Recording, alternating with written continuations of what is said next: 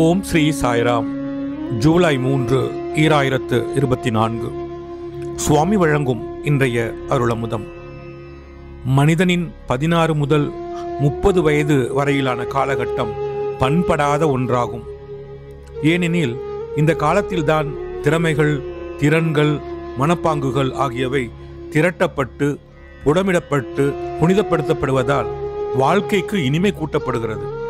இந்த காலகட்டத்தில் தன்னலமற்ற சேவை எனும் ஊட்டச்சத்து டானிக் மனதிற்கு அளிக்கப்படுமானால் புடமிடுதலும் புனிதப்படுத்துதலும் துரிதப்படுத்தப்பட்டு வாழ்க்கையின் குறிக்கோள் பூர்த்தி அடைகிறது. வெகுமதிக்காகவோ, கவனத்தை ஈர்க்கவோ, நன்றி பெறுவதற்காகவோ அல்லது உங்களுடைய திறன், செல்வம், அந்தஸ்து, பதவி போன்றவற்றினால் விளைந்த தற்பெருமை உணர்வினாலோ சேவை செய்யாதீர்கள். நீங்கள் பிரேமையினால் உந்தப்பட்டு சேவை செய்யுங்கள். நீங்கள் அதில் வெற்றி பெறும்போது இந்த வெற்றி உங்களுள் பிரேமையாக இருந்து உங்களை ஊக்கப்படுத்திய தெய்வத்தின் அருளாலேயே சாத்தியமானது என்பதை உணருங்கள்.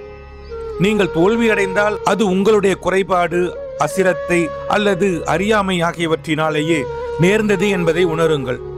உங்களது செயல்கள் எங்கிருந்து பிறக்கின்றன என்பதை ஆராய்ந்து அகந்தையின் அனைத்து சுவடுகளையும் அவற்றில் இருந்து நீக்குங்கள்.